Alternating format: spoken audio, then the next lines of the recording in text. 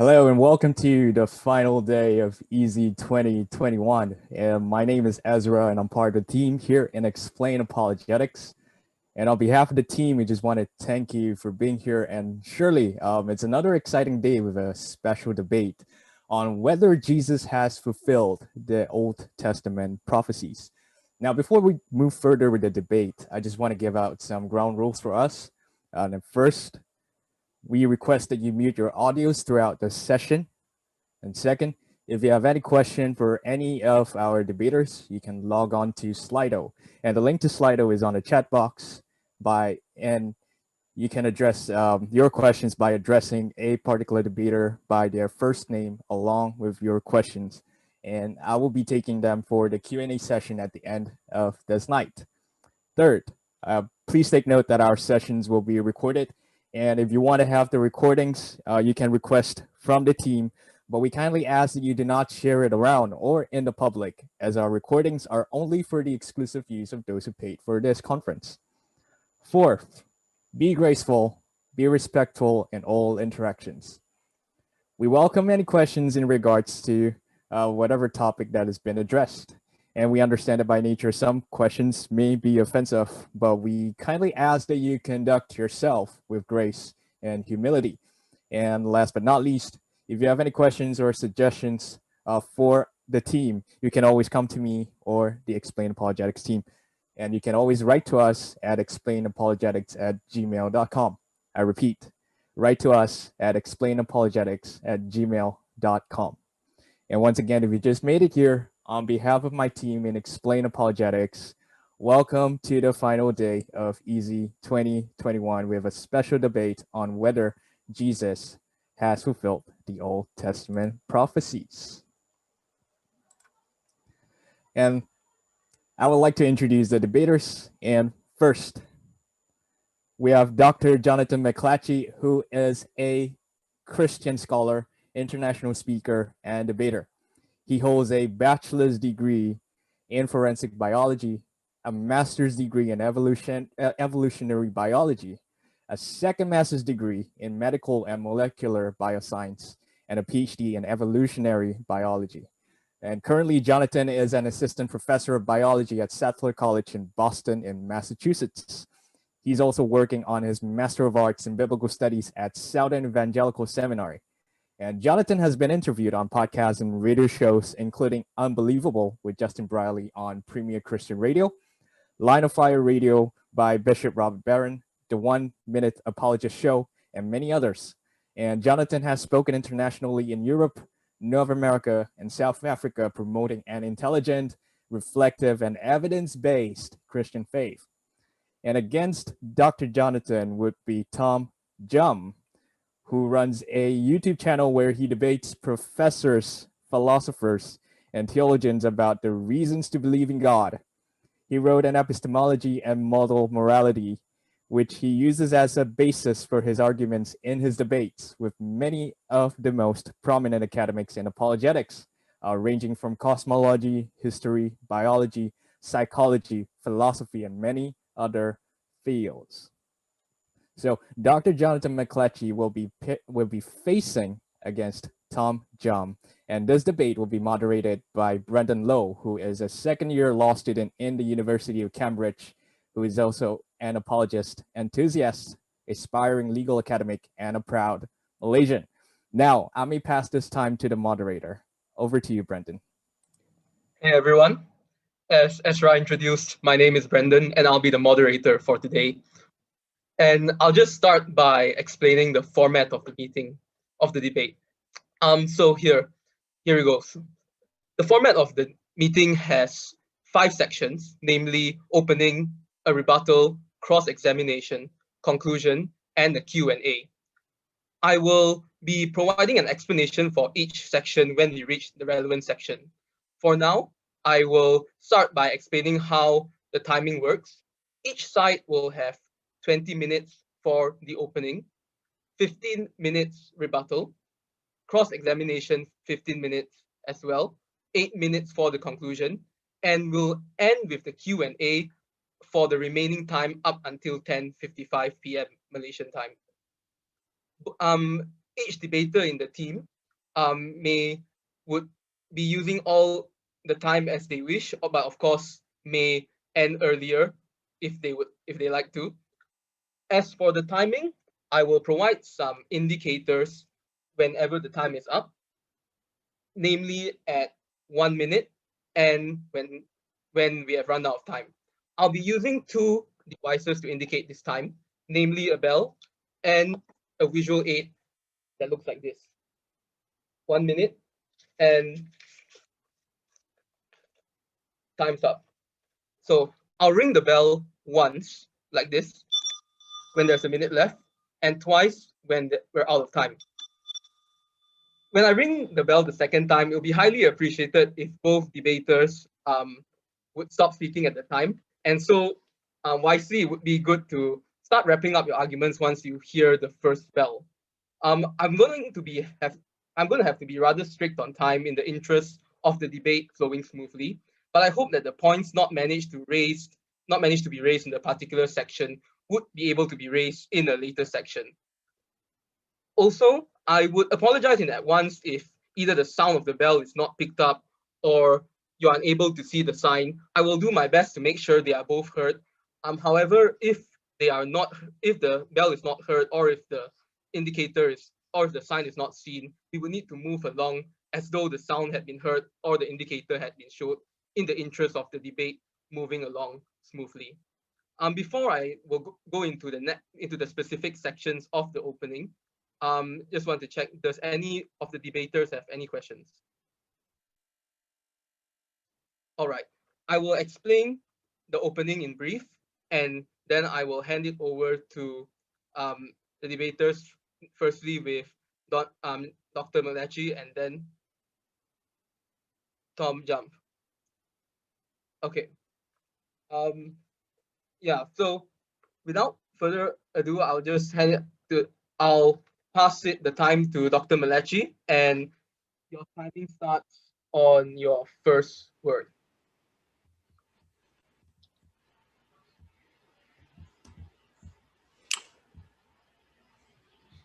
Okay, well, hopefully you can see this. So thank you, everyone, for attending tonight's debate, and especially would like to thank TJump for agreeing to participate in this evening's discussion, or this morning's discussion, depending on where you are in the world.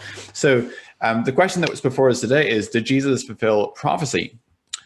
And I want to begin by talking about how we should think about evidence. And here we see a courtroom, and I want you to imagine that the forensic scientist comes forward in the courtroom and presents the murder weapon that was involved in committing the murder that the person is charged with, and he points out that the murder on the handle of the murder weapon are the accused's fingerprints. Now, the presence of the accused's fingerprints on the murder weapon is evidence for the guilt hypothesis over the non-guilt hypothesis by virtue of the fact that it's more probable, given the hypothesis of guilt, than given the falsehood of that hypothesis. And therefore, although it doesn't prove that the defendant is guilty, it nonetheless provides evidence for that, because the presence of the accused's fingerprints on the murder weapon is more probable given guilt than given non-guilt. And so that's how I propose that we think about evidence. How, though, do we measure the strength of a particular piece of evidence? Well, I would argue that the strength of the evidence for a proposition is best measured in terms of the ratio of two probabilities. That is, the probability of the evidence given the hypothesis and the probability of the evidence given the falsehood of the hypothesis.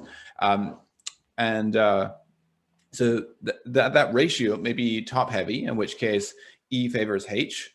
It might be bottom heavy, in which case E favors non-H, or neither, in which case E favors neither hypothesis, and we would not call it evidence for or against H.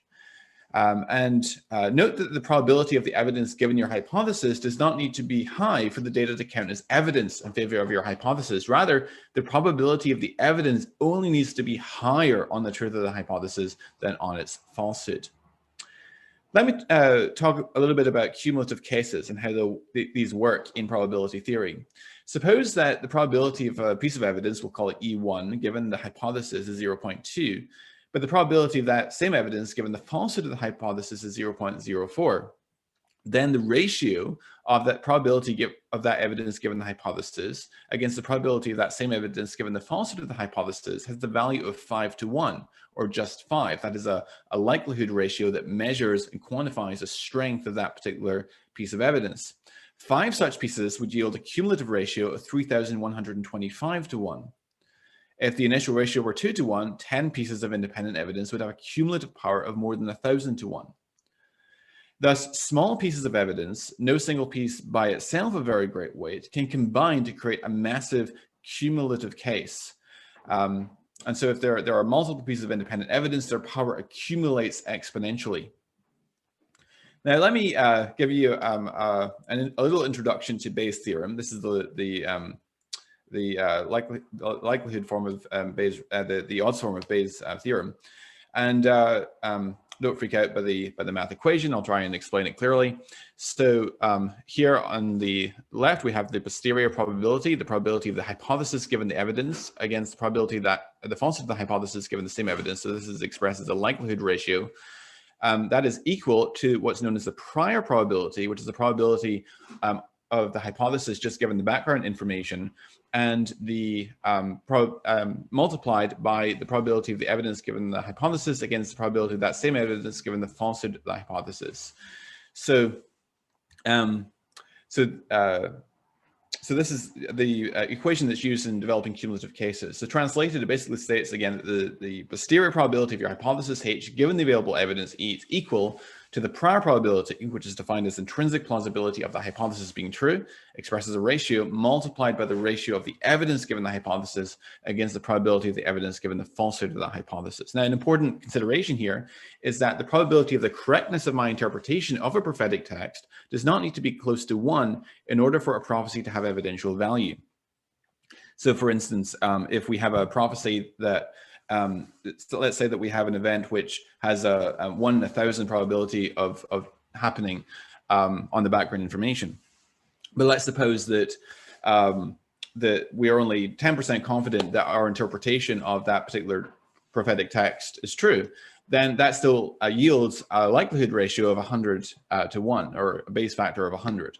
So you don't, the probability of the correctness of my interpretation of the text does not need to be close to 1 in order for a prophecy to carry evidential value. Let me then give you 6 examples where I think we have a strong case for the fulfillment of messianic prophecy.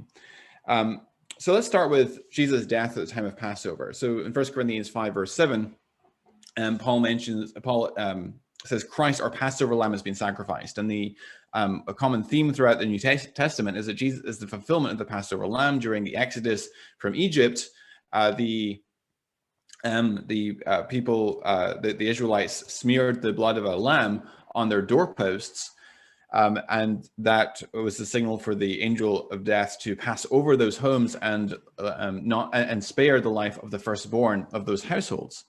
And so the blood of Christ is, figuratively speaking, smeared on the doorposts of our hearts, and therefore God's wrath passes over us, just as he passed over those households that had the lamb blood smeared on the doorpost during Passover. And it's quite striking then that Christ's death happens to correspond to the Feast of Passover. Jesus' death takes place on the 15th of Nisan, on the day of Passover. Given the theological import of that is quite a striking coincidence. What, though, is the evidential value or the evidential significance of this? Well, I would argue that there's good evidence that Jesus was crucified on Nisan 15th. There's plenty of evidence for that, such as the fact that all 4 Gospels mention that. There's various minor peripheral details which are tied up with Jesus' death at the time of Passover and so forth. So we have independent attestation in regards to Jesus' death at Passover. So I would argue that there is sufficient reason to conclude that Jesus was, in fact, crucified on Nisan 15th on the day of Passover.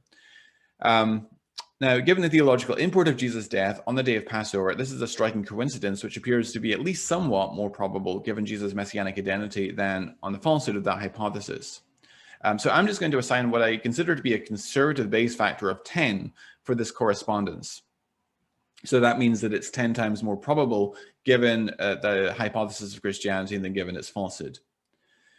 Let's take another example. According to Psalm 22, verse 12 to 18, this is an excerpt from Psalm 22, which, written about 1000 BC, appears to depict a crucifixion scene. And this is an excerpt from it. Many bulls encompass me, strong bulls of Bashan surround me. They open wide their mouths at me like a ravening and roaring lion. I'm poured out like water, and all my bones are out of joint.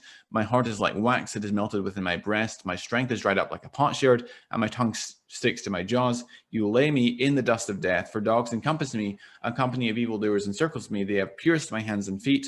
I can count all my bones. They stare and gloat over me. They divide my garments among them, and for my clothing they cast lots.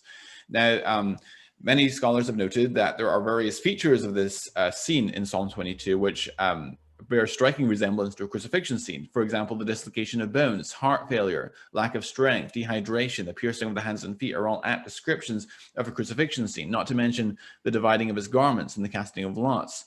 Crucifixion victims would be stripped naked as part of their humiliation.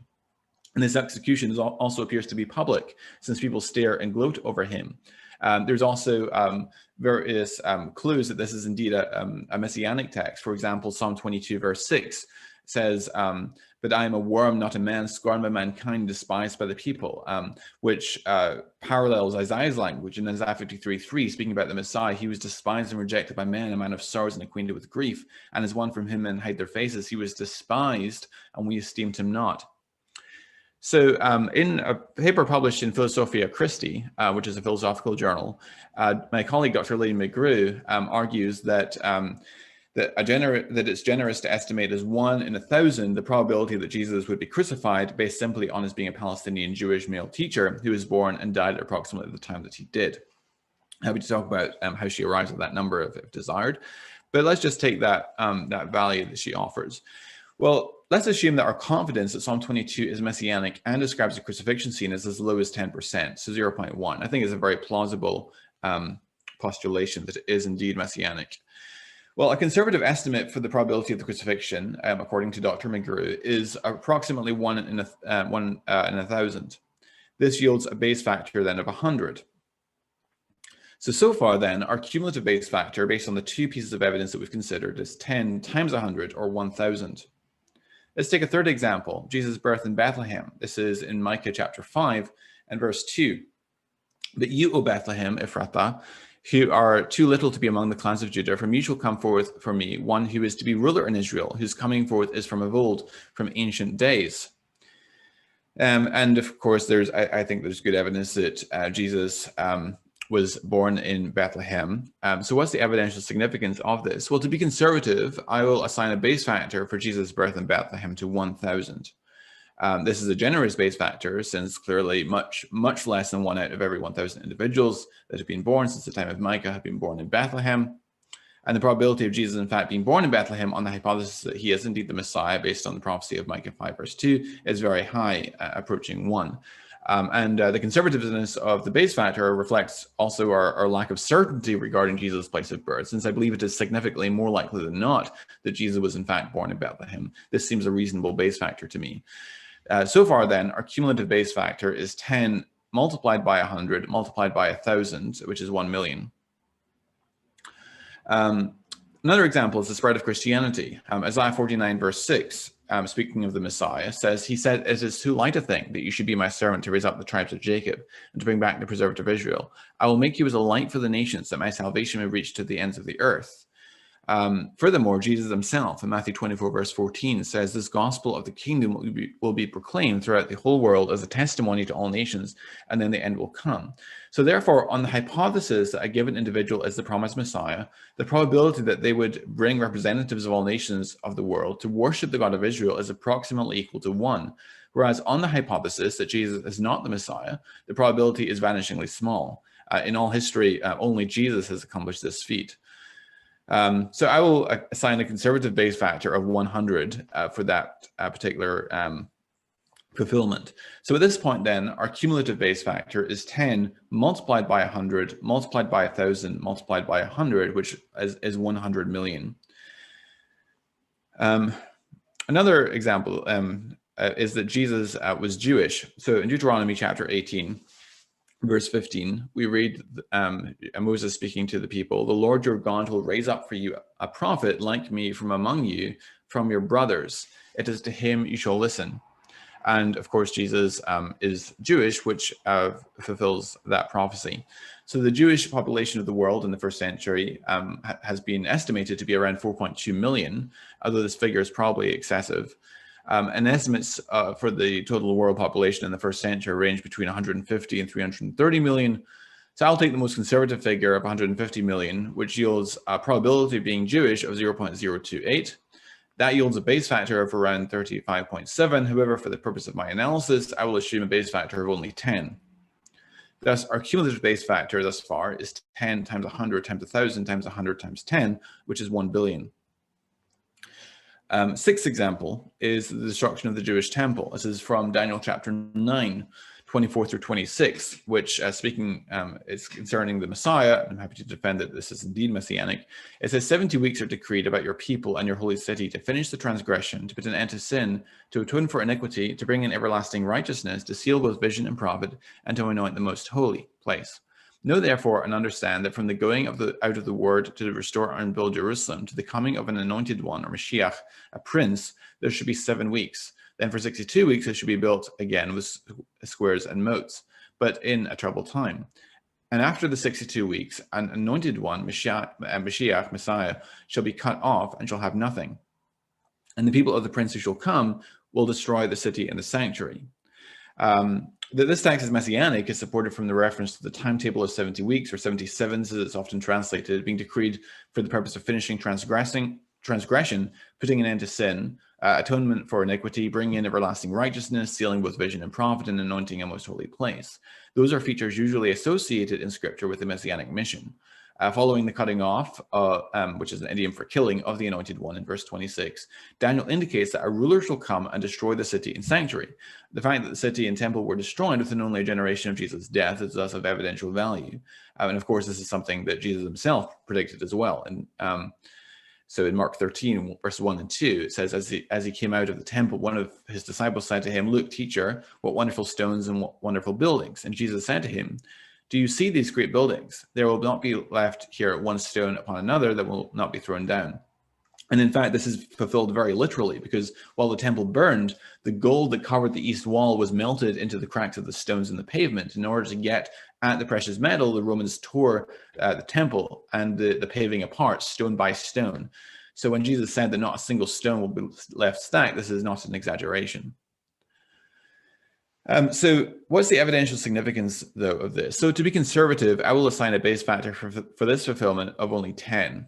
This takes our cumulative base factor to 10 times 100 times 1,000 times 100 times 10 times 10, which is 10 billion. So let me then do a final analysis. And Brenda, how long do I have left? You have 4.5 minutes. Okay, thanks. So let me do a final analysis. So our cumulative base factor from the 6 examples considered in this presentation is 10 billion. That means, given the assumptions I made about the relative weight of each piece of evidence, this evidence is 10 billion times more likely if Christianity is true than if it is false. It is necessary when doing a Bayesian analysis to give an estimate of the prior probability. Prior probability relates to the intrinsic plausibility of a proposition before the evidence is considered. Priors can be established on the basis of past information. So for example, suppose we want to know the odds that a particular individual won last week's Mega Millions jackpot in the United States. Well, the prior probability would be set at something like 1 in 300 million, since those are the odds that any individual lottery participant chosen at random would win the Mega Millions jackpot. That is a low prior probability, but it could be overcome if the supposed winner were to subsequently quit his job and start routinely investing in private jets, sports cars, and expensive vacations, and so forth. And perhaps he could even show us his bank statement or the documentary evidence of his winnings. So those different pieces of evidence taken together would stack up to provide powerful confirmatory evidence sufficient to overcome a very small prior probability to yield a high posterior probability that the individual did indeed win the Mega Millions jackpot. So that helps to explain the concept of prior probability. So if we suppose, for argument's sake, that the prior probability of God sovereignly orchestrating the history is as low as 1 in 100 million, this the evidence I've adduced today is still sufficient to overcome that and yield a posterior probability of 0.99 of the hypothesis being true. This is relevant to developing the case for the resurrection as well, because this sort of evidence, considered cumulatively, significantly increases the prior probability of Jesus' resurrection. That is, the probability of Jesus' resurrection just given the background information alone.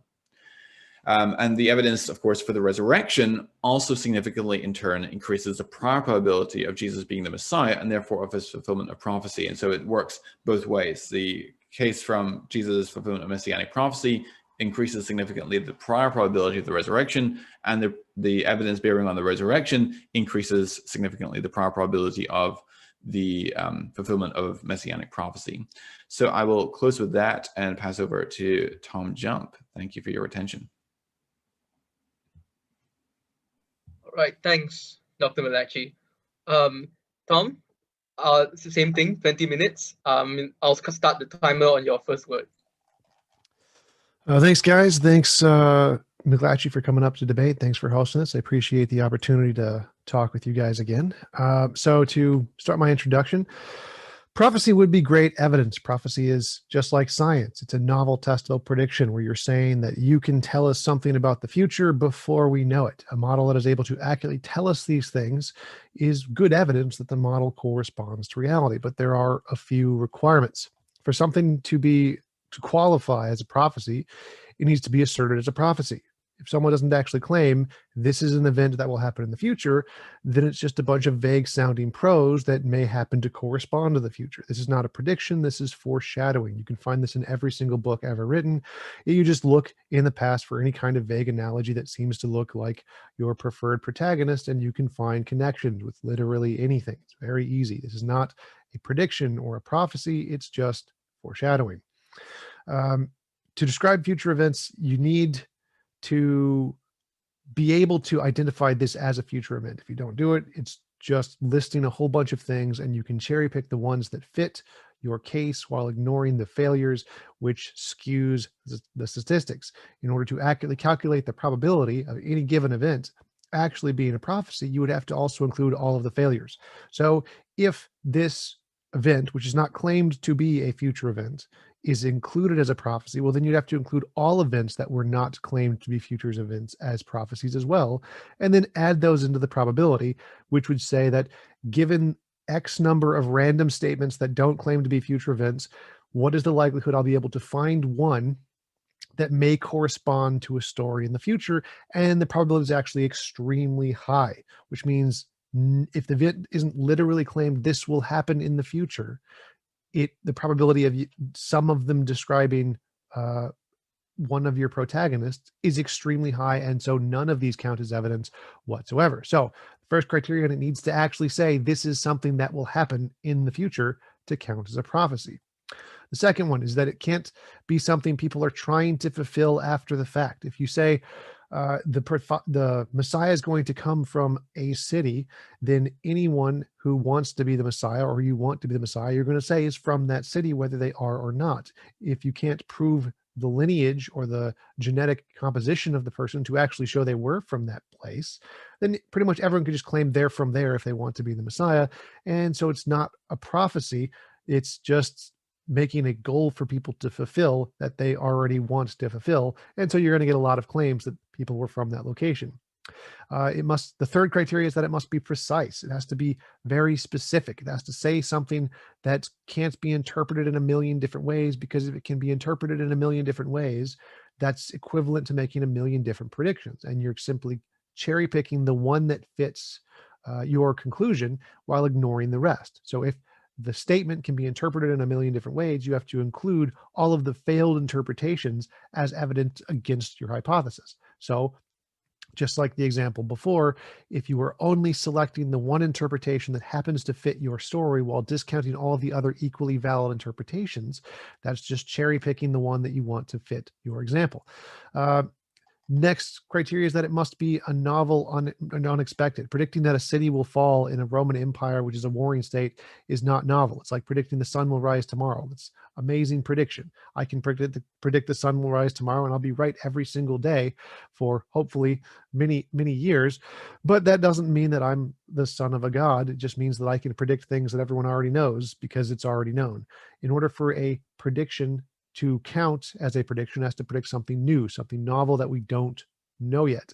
A few comments on Bayesian epistemology. Bayesian epistemology is like any form of argumentation. It's not evidence of anything. It's just a formulation of your already held beliefs. If you have these beliefs, then you should come to this conclusion. So BE does not help you realize, all it does is help you realize the consequences of your already existing beliefs. But most people don't need BE or any formal argumentation to do this. Most people can just already realize the consequences of their beliefs just by thinking about it. So BE really doesn't accomplish much of anything other than just telling you what you already believe in a more formal way. What we care about is the reasons to hold these beliefs. Is it the case that this argument is true? I don't care about the number you place on it. It doesn't make a difference one way or the other. If it's not true, well, then it counts for nothing. It's a zero. And when you are assessing the truth of whether or not Jesus fulfilled prophecies, you have to look at the failures. If you don't include the failed prophecies, then you're not accurately assessing the data. You're cherry picking. For example, Jesus prophesied that all over the world will worship him in Isaiah 2:11. That's not the case. It didn't happen. He prophesied in Isaiah 11:12 that the Israelites will be returned to Israel. Didn't happen. He prophesied the Jews will experience eternal joy. Didn't happen. Isaiah 51. He prophesied that the weapons of war will be no more. Ezekiel 39. Didn't happen. He prophesied that all those who died will rise again. Isaiah 26. Didn't happen. Hasn't happened yet. Failed prophecy. Ezekiel 42 clearly defines the third temple as being built by an actual temple, not a body. Didn't happen. Peace all over the world. Micah 4:3. Didn't happen. And Isaiah 2:4. Didn't happen. Not to mention that he can't be a descendant of David because he has no paternal father. He's the son of God. He doesn't have a father. How could he be a descendant of David? There's lots of things. Jesus was never the ruler of Israel. Didn't happen. So he fails all of these prophecies. And if you account any one of these as being even partially true, then Jesus does not meet all of the prophecies of the Messiah, because each of these are prophecies of the actual Messiah, and they fail. So some vague notions about stories that happen in the Bible that may seem kind of similar don't in any way make up for just any one of the abject failures of the prophecies that Jesus doesn't fulfill, which is why Jews don't think Jesus is the Messiah, because he didn't actually literally meet any of the predictions that the Messiah was supposed to meet. So in order for a prediction to count, or a prophecy to count as a real prophecy, it has to be claimed to be a prophecy. It has to say this will happen in the future. It has to be precise. It has to say specifically that a particular event that isn't already known yet or expected is going to happen, and it has to specifically be about the Messiah. If it's not about the Messiah, then it wouldn't count as a prediction that the Messiah fulfilled it, because it's just a general prediction. So there's lots of these criteria that need to be met for this to count as a prophecy and a prophecy of the Messiah, none of which are significant in any way to indicate that Jesus fulfilled them at all. And there are many, many failures. So there's no justifiable basis to conclude that Jesus fulfilled any prophecies, and none of the prophecies are good anyway. Just to give an example, a very good prophecy or prediction could come from the example of Hinduism, which predicted the age of the earth was 4.3 billion years, which is like within 0.1% of the actual number. That's a very good prophecy or prediction, and they got it right. That is probably the best example of any prophecy I could have ever thought of, because it's extremely precise. It's something we don't know yet. It was confirmed, and it was made 3,000 years ago. It's a very, very good prediction. It's still not good enough to indicate Hinduism was true. All of the cumulative added up case of Christianity doesn't even come close to that one prediction.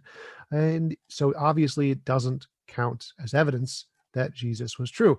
And to show this is the case, we can take any story or account of historical people and find vague references that seem to indicate that the similarities or future events, for example, the assassins foretold by Moby Dick, a fictional story about a big whale, predicted the Prime Minister of India, Gandhi, his deaths, the President Rene Mouaw's death, the Soviet exile of Leon Trotsky, the Reverend Martin Luther King's death, the Chancellor Albert Doufus's death, the assassination of Sirhan, John F. Kennedy, Abraham Lincoln, and a bunch of other people, just by looking through patterns in the text. If you look through a large section of text with lots of different things in it, and then just cherry pick the ones that seem to fit your conclusion or the one that you want, you can find dozens and dozens of examples of extremely precise predictions. Like these all give dates and years that you can find in just a single paragraph if you look for the patterns. And none of it's evidence because you're ignoring all of the misses. If you use a particular pattern and look for like a direction in a paragraph that this fits my analogy, and you just don't include all of the other interpretations that you could do using the same metric, you're cherry picking. Exact same thing. Pannon, I forgot his first name, decided to look for number patterns in the Bible, and he found a bunch of different consecutive patterns of 7. If you just think, oh, what is the probability that we would see this under the case that it was written by God, we find all these nice patterns of 7.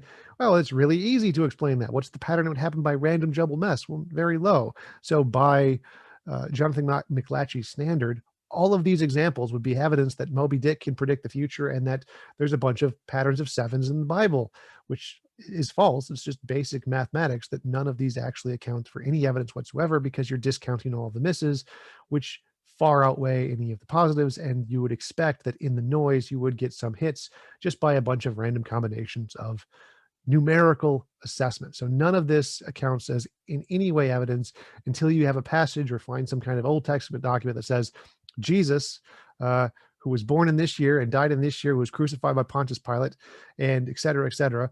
And you find a document that says that from 4,000 years ago, Jesus didn't fulfill any prophecies. You're just vaguely interpreting what he said in the most general way possible that could be applied to any book to make it seem like it's a future telling of anything. So I will conclude there. And thanks again for hosting the debate. I appreciate the opportunity to talk to you guys. Thanks, Tom. I will now pass the stage back to Dr. McLatchie for the rebuttal, and you will have 15 minutes. The rules on timing indicators remain the same. I'll start the timer on your first word. Well, thank you, Tom, for that spirited response. So you said, let me just address a few of the things you said. So you said that for a text to qualify as a prophetic fulfillment, it needs to, the original text from the Old Testament needs to be asserted to be a prophecy, and it needs to be able to identify as a future event. I actually disagree with this. I think that I think that the strongest examples are those which are asserted to be prophecies, because then you can argue that the probability of the fulfillment, given the truth of given the hypothesis of Christianity, is very close to 1. But I think that you can also look at retrospective prophecies or fulfillments that are only recognized in retrospect, and I think that they can still carry evidential value. So, for instance, I mentioned Jesus' fulfillment of the Passover feast. I'm taking a broader construal of prophecy than I think TJump is. Jesus' fulfillment of the Passover feast is something which, given the theological import of that, seems to be more probable given the truth of Christianity, because that's something that God might be expected to bring about. At least it's not particularly surprising that God would bring that about, but it is at least somewhat surprising given the falsehood of Christianity. And so I assign what I think is a conservative base factor of 10 to that particular fulfillment.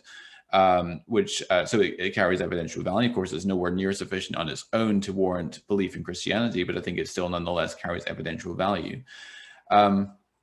He says, if it's not claimed to be a future event, then you have to include all other cases where the text is not claimed to be corresponding to a future event. I disagree. All you need to show in order for it to carry evidential value is that there's a top-heavy likelihood ratio, that it's more, that the fulfillment is more probable given the hypothesis of Christianity than given the falsehood of that hypothesis. So you don't need to include all the other texts where the text is not claimed to be corresponding to a future event. He says that it cannot be something that people are trying to fulfill. For example, that Jesus would be born in Bethlehem, because, of course, Jesus, as he claimed to be the Messiah, is going to claim that he was from Bethlehem. I actually think that we have good evidence that Jesus was in fact born in Bethlehem, and of course, it's very difficult to control where your birthplace is. But when we look at the Gospels, for instance, we see that they show themselves through overwhelming, an avalanche of evidence. Those of you who were at my talk on Sunday last week will know what I'm talking about. Some of the avalanche of evidence that confirms the substantial trustworthiness and grounding in eyewitness testimony of the Gospel accounts. And since those Gospel authors show themselves to be written by individuals who are close up to the facts, well-informed and habitually reliable, that provides at least a prima facie basis for trusting those documents, even on matters that we cannot directly cross-check. And so I argue that at least the birth in Bethlehem is at least more probable than not. Furthermore, when we look at the nativity narratives in Matthew and Luke, we see that they're independent of each other. There's lots of evidence that Matthew and Luke's birth narratives are independent accounts. One is not copying the other. Furthermore, Matthew seems to be, Matthew gives kind of a one-sided perspective from Joseph's perspective, whereas Luke gives one-sided reportage from the perspective of Mary, Jesus' mother. And that suggests that Matthew is deriving his material from the eyewitness testimony of Joseph and Luke from the eyewitness testimony of Mary. Furthermore, there's an extra biblical corroboration pertaining to Joseph and Jesus and Mary's return from Egypt, where they are going back to Judea, and Joseph learns that Herod Archelaus is reigning in place of his father Herod, and so he's afraid to go there, and so he goes via Galilee instead. And it turns out, if you read Josephus, we learn that Herod the Great, following his death, his territory was divided among his sons. Herod Archelaus began to reign in Judea, and Galilee was ruled by his younger brother Herod Antipas. And we know from Josephus, so that already illuminates why Joseph would go to Galilee instead of to Judea. We also learn from Josephus that one of the last things Herod the Great did before his death was to have some Jews executed for their part in removing the Roman shields from the temple. And then after Herod the Great's death and Archelaus began to reign, you have the influx of Jewish pilgrims coming in for the Passover. And there was a mob of Jews that struck up an argument with some Roman soldiers and picked up stones and stoned the Roman soldiers, some of them to death, and then ran to the Jewish temple. And Archelaus, being enraged at this threat upon his government, rounded up his entire army and sent the entire army upon the Jewish temple, surrounded the temple, wouldn't let anyone leave or enter the temple, and because he surrounded the temple with the horsemen, sent the soldiers into the temple and told them, kill everyone you find, and he slaughtered 3,000 Jews that day. And so that illuminates, so you can understand what you can picture Joseph returning from Egypt, encountering this mass of fleeing pilgrims coming out of Judea, hearing what just happened right around that time, and thinking maybe it's best not to go into Judea right now, so he goes via Galilee. So that sort of extra biblical incidental corroboration helps us to have confidence in the reliability of the biblical account. He says that it cannot be interpreted in other ways. So you've got to have a 100% certainty that the interpretation is correct. I disagree with that. I even mentioned this in my opening statement. Let's suppose, for instance, that our confidence that Psalm 22 is messianic is as low as 10%. But let's and that it's describing a crucifixion scene. Let's say it's as less as 10%. Well, let's suppose that the probability of someone being crucified based on the fact that they're a Palestinian male Jewish leader is something like 1 in 1,000. Well, that's still a base factor of 100, 1,000 divided by 10. So it still can carry evidential value even if you're not certain in your interpretation. He says that it has to be surprising and unexpected. I agree with this. The extent to which it's surprising or unexpected on the falsehood of the hypothesis, that relates to the strength of that particular evidence. So remember, we're always trying to measure what is the likelihood ratio, what's the probability of this hypothesis given the truth of the hypothesis, and what's the probability of that same evidence existing given the falsehood of that hypothesis. And to the extent that that ratio is top heavy, that it's the extent to which is less surprising given that the hypothesis is true than if it were false, that will correlate with how strong that particular piece of evidence is. He says that Bayesian epistemology is not evidence of anything. It only helps to recognize the consequences of already held beliefs. Well, of course, Bayesian epistemology is not itself evidence in the same way that modus tollens or modus ponens are not evidence of anything, right? They are help to structure your thinking as you are doing a deductive syllogism, and you try to work out, okay, what conclusion follows necessarily and inescapably from those premises. And just as with deductive logic, with Bayesian epistemology, if you insert garbage into the equation, you're going to get garbage out. So of course it's dependent upon the assumptions, but it is a way of thinking about clearly the evidential value of different pieces of evidence and how they stack together to cumulatively form a very powerful case in support of a hypothesis. He mentioned that we must include failed prophecies as well, otherwise we are guilty of cherry picking, and he gave a few examples of what he considers to be failed prophecies. Now, I actually do consider apparently failed prophecies in my analysis. I just didn't have time in my opening statement to cover those.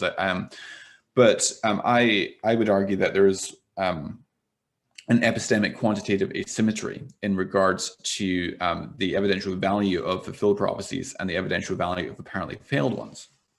And the evidential value of fulfilled prophecies, especially if it's something which is surprising or highly unlikely on the falsity of the hypothesis, is comparatively strong evidence that supports the hypothesis.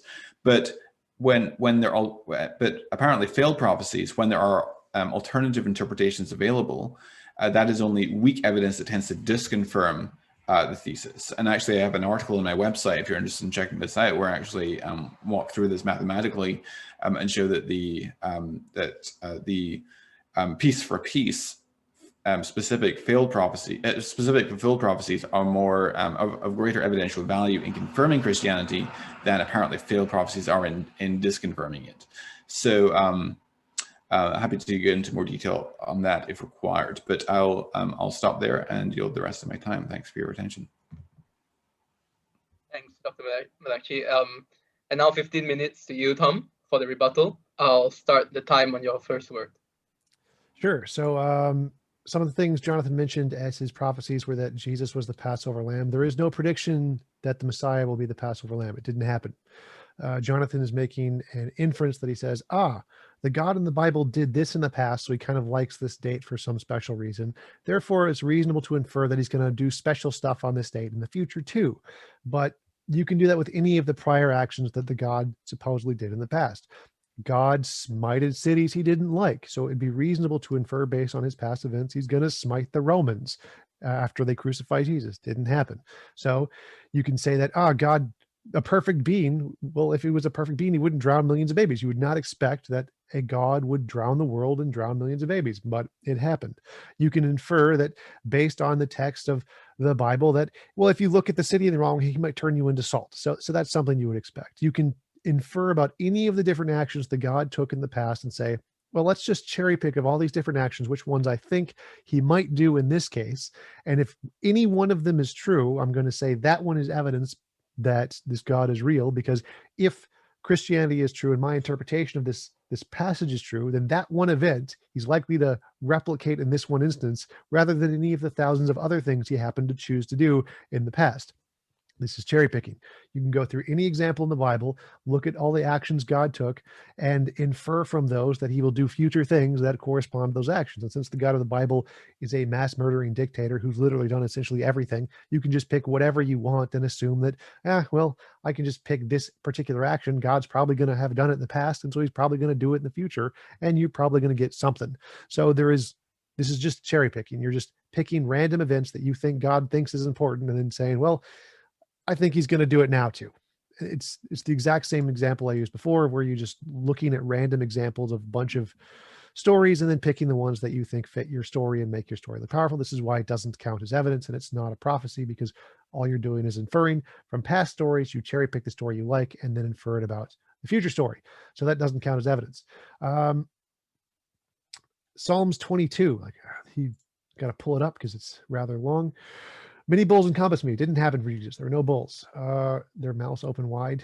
There were no bulls. I am poured out like water. You were bleeding. Wow. Surprise. Any form of death has that. All my bones are out of joint. Wow. Dislocation. Extremely common in every form of torture ever throughout human history. Not surprising. My heart is like wax. Oh, you're sad that you're dying. That's totally surprising. Clearly a prophecy here. It's melted in my breast. Oof, that's a tough one. I bet no one else was ever sad when they were dying. My strength is dried up like a potsherd. Well, you're weak when you're dying and tortured and a prisoner? Surprise. This has never happened before. My tongue sticks to my jaw. What? Prisoners aren't usually fed? Oh, wow. It's surprising. You lay me in the dust of death. Well, where else are they going to bury you? Like maybe like the Vikings, they're going to burn you instead. Pretty much most people take your bodies and you throw it in the dust. That's any form of death. Dogs encompass me. Well, there weren't any dogs. Evildoers, well, sure, everyone would call whoever's killing them an evildoer and probably be right. They have pierced my hands and feet. Oh, that's a good one. You see, that one's kind of analogous to crucifixion, but it can also be interpreted to be apocryphal, just like the dogs and the bulls. So why are we taking this sentence literally and not the other sentences? So if you want to say that this sentence, I have pierced my hands and feet, is a literal interpretation that we should take literally, what's the difference between that statement and the dogs and the bulls? Because we could just take those literally and say those were false. So clearly not the case. I can count all my bones. Well, I doubt Jesus could count all his bones. And they divide my garments. Didn't happen. I don't remember Jesus' garments being divided and cast lots for them. That I don't think that happened. So all of those are false. Like, this isn't a prudent prophecy. It doesn't claim anything that happened about the future. It doesn't say anything about the Messiah. It's just a random event that happened in past stories that you can find essentially a single line that is analogous to Jesus, and the rest of them just apply to any possible death by anyone ever, pretty much. And then trying to tie this in as to say it's a prophecy when it's not. So none of it, this is a zero. This counts as zero evidence whatsoever, because you're, again, taking the hits, ignoring the misses. It's cherry picking. There's nothing here that's evidence of anything. It, again, not a prophecy. Doesn't claim it's going to happen in the future. Doesn't say anything about the Messiah. Most of these things didn't happen to Jesus if you take them literally. Picking the one that does literally fit, just cherry picking. None of this counts as evidence. Let's see, what else did he pick? So he claimed that Christianity was spread across the world. So most religions claim that. Most religions claim this is the true religion and we're going to spread across the world. This is not surprising. It's not unique. It's every religion predicts this. Every religion predicts some kind of worldwide adherence or worldwide event. Like in Norse mythology, they have a final battle that everyone will be a part of where Thor and Fenrir destroy each other. And so everyone's going to understand or believe at this point, because you're going to be in the battle whether you like it or not. Everyone makes these kinds of claims. It's not surprising that a religion would be spread across the world. This is not a prediction. It's just what every religious person claims about their own preferred religion. Nothing special about this. Jesus was a Jew. You got me on that one. I'll grant it. Jesus was a Jew. Congratulations. Proof that God? No. Evidence? Not really. No. It's kind of funny. Destruction of the temple. Now that one was actually pretty good. The destruction of the temple prophecy is a decent prophecy. It's saying that there will be a future event that we won't know yet in X amount of years. That's good. That's good. Problem is that it's predicting an extremely common event. Rome is a warring state. Cities get destroyed. There are wars that last 50 to 100 years all the time throughout Roman history. This isn't really special. It's just saying the sun will rise tomorrow. Congratulations. Giving like a 100-year time period in which a city will be destroyed. Cities really didn't last that long for most of Roman history. They got destroyed all the time and died from all kinds of reasons. It's not really that special. It's just saying, hey, war happens. Yes, war happens. This is not impressive. Not an impressive prophecy. Jonathan mentioned that the Matthew and Luke nativity accounts are both evidence. Well, they contradict. The stories literally contradict.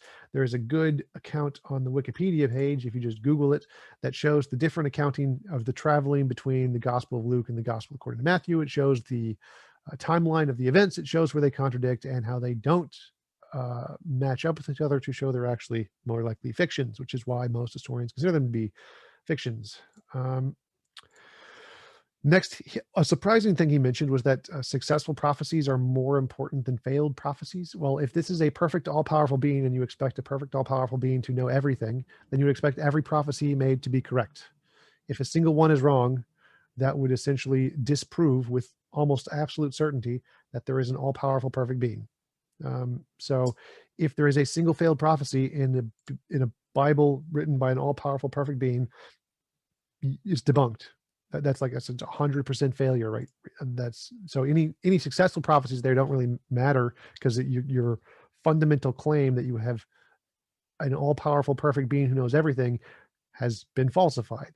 So even if there were successful predictions that were actually great, like in Hinduism, which predicts timeline scales with extreme accuracy and gets a lot of them right, depending on your interpretation, the fact that it gets a lot of other things wrong invalidates those, because it's not an all-powerful being. So the failed prophecies, when your claim is so great that there is this perfect being who knows everything, any failed prophecy outweighs any number of successes because it defeats your fundamental claim. Now, if you're just claiming you know a lot, or you have a smart guy and he made a couple failures and a whole bunch of successes, that's great evidence that he knows a lot.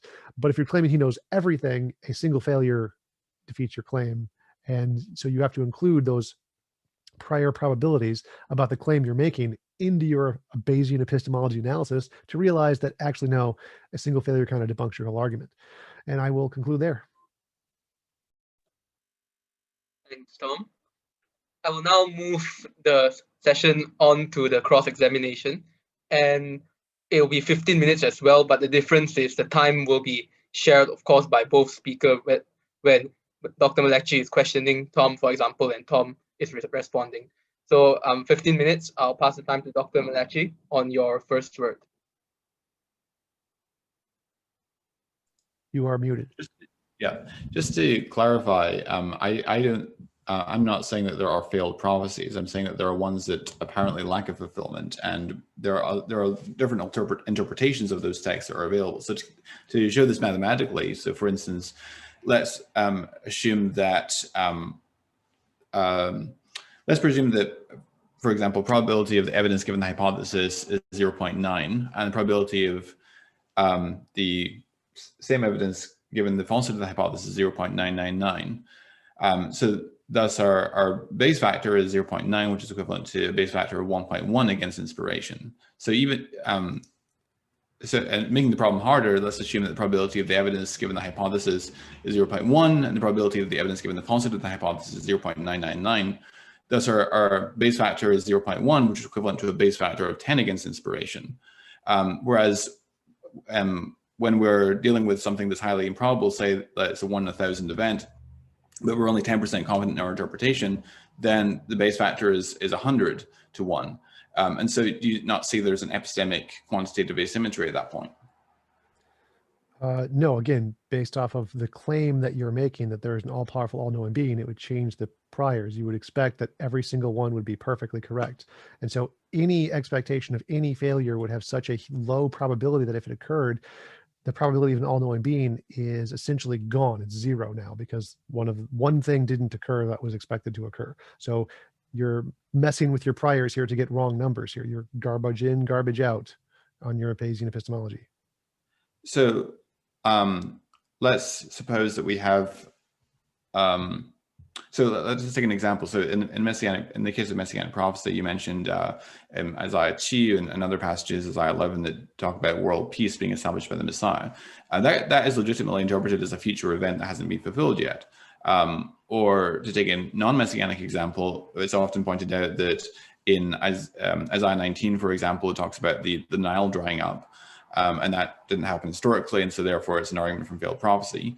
And I have an article addressing this in detail, but an alternative interpretation that's offered by Alec Mottier, for example, in his commentary on Isaiah, is that it's talking about Egypt's coming economic decline, and Egypt's economy will take such a hit that it will be as though the Nile dried up. And it's, I think, legitimate to interpret the symbolism, interpret that as symbolic, because Isaiah uses symbolic imagery elsewhere, such as people beating their plows into plowshares and swords into plowshares in Isaiah 2, for example. So an apparently failed prophecy where alternative interpretations are at least plausible, it doesn't seem to me to be strong disconfirming evidence. Would you not agree? I would definitely disagree. The fact that alternative interpretations are possible, each of those different interpretations would have to be included in the probability as failures. So for example, the one about the Nile drying up or whatever, since it doesn't give a time scale in X amount of time, you essentially have infinite time in the future. Eventually it's going to be true. Like if we imagine the sun expanding in 4 billion years to a red giant, the Nile is going to dry up. It's going to happen. So yep, you got that one right. In 4 billion years, at some point, the Nile is definitely going to literally dry up. Does that mean it's a confirmed prophecy? No. It just means that it's a vague prophecy. It means you could interpret it for every single year that humans exist, because it doesn't have a limiting factor, which means every single year it doesn't occur is a failed prophecy, or has to be interpreted as a failed prophecy, because you could interpret the statement as meaning it's going to dry up this year. Oh, nope, it's going to dry up this year. Oh, nope, it's going to dry up this year.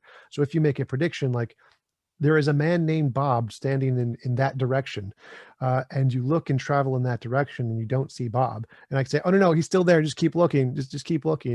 And you keep looking, don't see Bob. And I just keep repeating the same thing over and over again. It's unfalsifiable. You can just keep saying that until you find a Bob.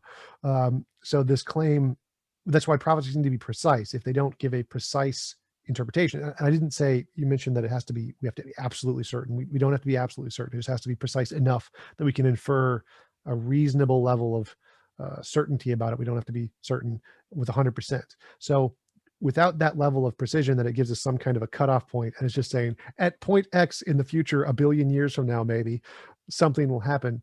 This isn't a prophecy because it's unfalsifiable. It's every single year would have to be counted as a failure because it could be interpreted to mean literally anything in the future. So no, I wouldn't count that as evidence. The fact that you can interpret it to be, no, it just hasn't happened yet. It's going to happen in the future. It hasn't happened yet, especially in the case of like Jesus becoming king of Israel, which he never was. He died not king of Israel. So to clarify, I agree with you that apparently failed prophecies is evidence that tends to disconfirm inspiration. I just don't think it's comparably strong though to the evidence that tends to confirm inspiration from fulfilled prophecy. So what do you mean? So like if there was an all-powerful, all-knowing being who wrote an inspired book that was essentially infallible, you would expect every single claim that he made to be exact and correct, right? Correct, but there's also alternative interpretations of scripture, right? So there's alternative ways of interpreting the text. Right? Sure. So just using like the example of the Jesus example, Jesus being king of Israel, which never happened. Like he lived, he died, he wasn't king of Israel. That would be the main one most Jews use as an example to say Jesus was not the Messiah, he wasn't king of Israel. That one, if it's valid though for a Christian to interpret that as yet to be fulfilled, because we believe in Messiah. Okay, so you could definitely do that. So in science under determination, you can always say that there's other interpretations, but if we apply that logic to literally any other holy book, I think you'll see the issue. If you claim that the Hindu Messiah or the North mythology Messiah, some guy who lived like Ragnar Lothbrok will be the king of India, essentially. Let's say that's a prediction in the text. Well, he died. We know he died, but you can say, the gods may bring him back and then he may be king of Israel. I mean, clearly this isn't a good prediction. But I agree with you that it tends to disconfirm. I agree with you that it's evidence against, but I argue that it's weak evidence against in comparison to the evidence that tends to confirm. So you're imputing to me the view that all the evidence supports my view, and I didn't say that. I'm saying that the evidence that supports is considerably stronger than the evidence that tends to disconfirm.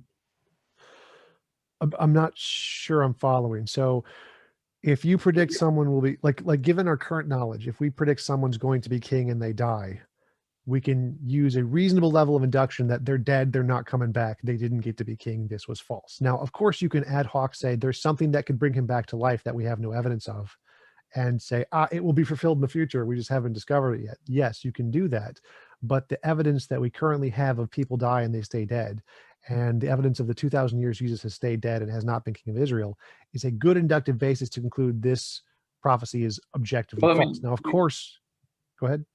I mean, the evidence for the resurrection of Jesus is overwhelming, but that of course raises the probability. My apologies. Like the second coming, I think would be the term I should have said. I mean, you said that he stayed dead, and I would contest that, of course, but that's a matter for another debate. But so I would agree that it's weak evidence against, but it's not strong evidence. Could you explain why? Are you familiar with the concept of epistemic quantitative asymmetry? Yes, the idea that some kinds of evidence are more important than other kinds of evidence. Yeah, so very quickly to give an analogy, if I see a spider crawling across my desk right now, that is very strong confirming evidence that there's a spider somewhere in my apartment. But if I don't see a spider in front of me, that's some evidence against there being a spider in the apartment, but it's very, very weak evidence, right? Sure. Okay, so that's the idea of epistemic quantitative asymmetry. And the same thing I think applies to prophecy, that specific fulfilled prophecies are comparatively strong evidence that tends to confirm, whereas apparently failed prophecies are some evidence against, but they're much weaker than the confirmatory cases. Right, but it depends on the claim. Like if I said there is absolutely 100% no spider in the room, and you see a spider, your claim has been debunked. So if the size of your scope of the claim you're making is sufficient that any kind of small instance could debunk it, and the scope of your claim in this case is that God is all powerful, all knowing, perfect, and gets everything right, a single factual error would be extremely strong evidence against that. So I'm not saying that there were factual errors in the prediction. I'm saying that from there's an alternative interpretation where it wouldn't be an error. But so right. that So our assessment of the evidential value. right. So, but since you can take any statement and ambiguate it to make it seem like it could be interpreted in a different way, that is more evidence of our psychological proclivity to make things fit, rather than the actual way to interpret this is that God got it right. We just don't understand it yet. It's more reasonable to say, no, we understood this correctly when we read it this way, and God was wrong. So the fact that there are two separate arguments here. One is that, yes, could there be another interpretation, but is that interpretation reasonable given our current understanding? No. Therefore, such an interpretation would be unjustified to take simply because it hasn't occurred yet. So to take that interpretation, while it is possible, would also lower your priors just to adopt that interpretation. So I agree that one can say that a particular scripture seems, or a particular prophetic text seems to have failed from the knowledge that we have available to us, and that would constitute some weak evidence that tends to disconfirm. But specific fulfilled cases of prophecy, I think, are much stronger. And actually, I refer you to my article on this. I think it would be instructive for you to read it, because it's mathematically demonstrably wrong what you're saying. Obviously not. No. So like, if you claim there is an all-powerful being and he's going to guess the lottery numbers and gives you a list of lottery numbers, and the next lottery it fails, you can say, oh no, he just meant the next one. No, he just meant the next one. No, he just meant the next one, and say, oh, he's going to be right in the future.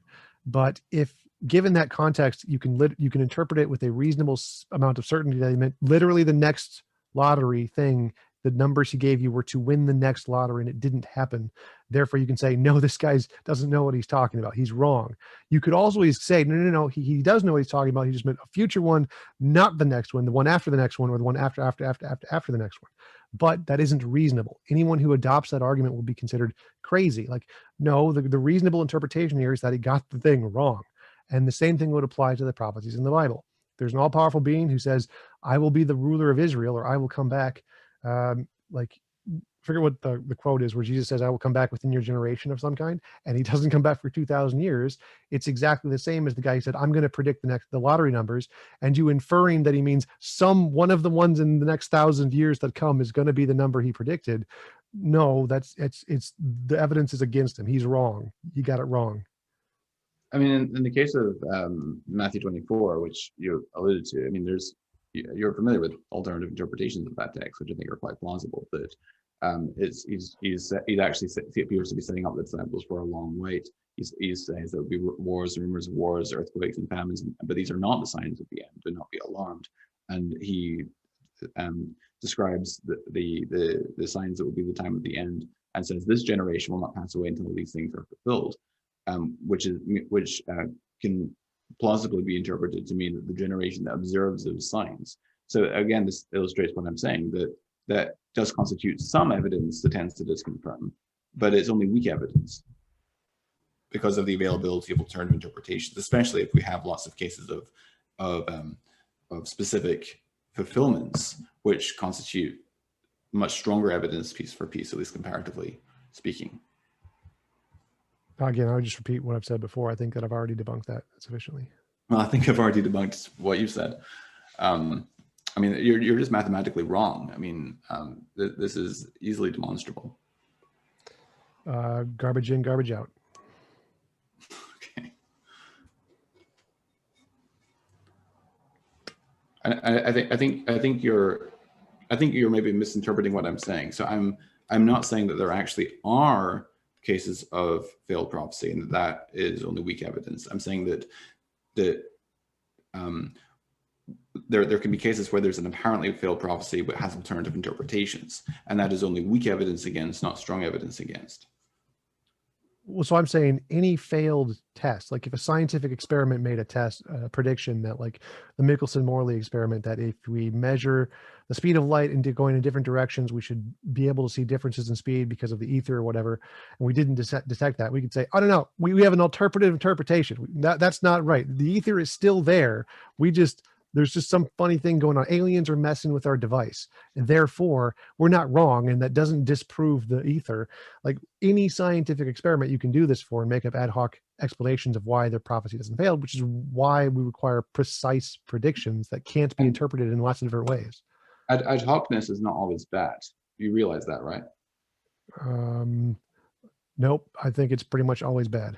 So there's a great paper on this published in the technical literature by my colleague, Dr. Lydia McGrew, where she distinguishes between two forms of ad hocness. There's the benign form of ad hocness and there's the bad form of ad hocness. The bad form of ad hocness is where you fail to admit that your thesis is taking a probabilistic hit, but you nonetheless invoke ad hoc auxiliary hypothesis. Whereas the benign form of ad hocness is where you are upfront and explicit about the fact that your hypothesis is taking a probabilistic hit, but because you have strong data that tends to confirm your thesis, it's justified to invoke ad hoc auxiliary hypotheses to explain anomalous data that doesn't quite fit the mold of your paradigm. Would you agree with that? Sorry, Dr. McLatchie, the time is up. I'll pass the time for the cross-examination to Tom now. And Tom, if you like, feel free to continue this discussion with Dr. McLatchie. I'll time you on your first word. Yeah. Okay. So yeah, I'm just to answer your last question, like, yes, but that does mean that all versions of ad hocness are bad. They, as you mentioned, they add a level of disconfirming evidence to some degree. Like the amount, I assume Tim and Lydia McGrew's definition here, I mean, like one would be a significantly more amount of disconfirming evidence than the other, and they're calling the one bad and one not as bad, but they're both bad. What I'm saying is that we have a well-supported theory, and virtually all scientific theories have anomalous data at some level. And if it's a well-supported theory, it's okay, I would argue, to explain away anomalous data or to invoke auxiliary hypotheses to account for it within the paradigm, because there's tremendous evidence that supports the paradigm as being true. So even if you don't know how the anomalous data fits with the paradigm, you nonetheless have independent reason to think that it does. Does that make sense? Sure, but is God an all-knowing, all-powerful being who knows everything and is perfect? Yes. And so he can't write a perfect book that is unambiguous, that makes clear sense and isn't vague, like ridiculously vague, that can be interpreted in millions of different ways, that doesn't even reach even close to the level of a science textbook? Well, most of the prophecies that we have are short-range predictions rather than long-range predictions, and they were made by prophets for the purpose of demonstrating that their message was actually from God. And in fact, Deuteronomy 18 says that if a prophet speaks a word that does not come to pass, then that prophet is not from God, and they need not be afraid of him. They spoken presumptuously, and of course the ancient Jews had access to those prophets and could ask them questions and hear them preach, presumably multiple times, hear it said in multiple ways, and so they had a position of access to those prophets that we do not have. We're reading the ancient literature, as it were. Most prophecies are short range rather than long range predictions, and those are primarily for the people at the time to confirm to them the divine authority of Scripture or the divine authority of the prophetic words. Right. So if most are short-term prophecies, you could infer like Jesus's prediction that he will come back to the next generation is reasonably also a short-term prophecy, and that has a higher level of probability or a better likelihood that you should interpret the statement in that way than the alternative that it's some future prediction for at least thousands of years in the future. And if that could be taken as evidence that tends to disconfirm Christianity, but it's only weak evidence because there's alternative interpretations which are at least plausible. So although it provides some disconfirming evidence, it's not a disproof or a falsification. What theory doesn't have alternative interpretations? Most theories and most hermeneutical approaches to Scripture are going to have alternative interpretations. And no, I mean like any scientific, mathematic, what any theory that doesn't have alternative interpretations. Can you know any of them? Correct, they all do. You're completely correct. But that doesn't. But the interpretation of text is probabilistic, right? We have a certain probability associated with our interpretation of the text. Would you not agree? Sure. I mean, all theories have a probabilistic assessment there. So when you bring up an apparent failed prophecy, that is some evidence that tends to disconfirm, but it on its own, it's not sufficient to disprove. Would you agree? Yeah, absolutely. We can't 100% falsify pretty much any theory because we could all be in the Matrix. We could all been created 5 seconds ago by aliens. So we could never know anything with certainty. So the question is, is a specific fulfilled prophecy of greater evidential value than an apparently failed prophecy, or vice versa? Which would you say? Well, it depends on the claim. Like if I claim that I am a random human being and I'm just a really smart human being, and I make 10 predictions and 6 of them are correct, that's a perfectly reasonable claim. The disconfirming evidence would not be sufficient to debunk my claim that I am a very smart human being.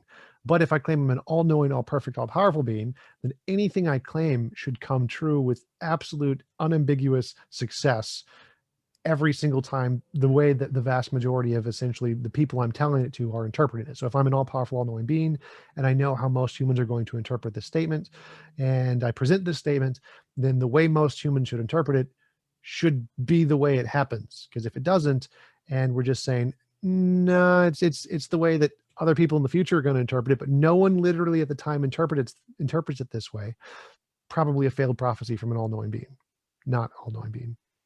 Okay, well, I think I've addressed that ad nauseum, but is your cross-examination sort of a pretest question?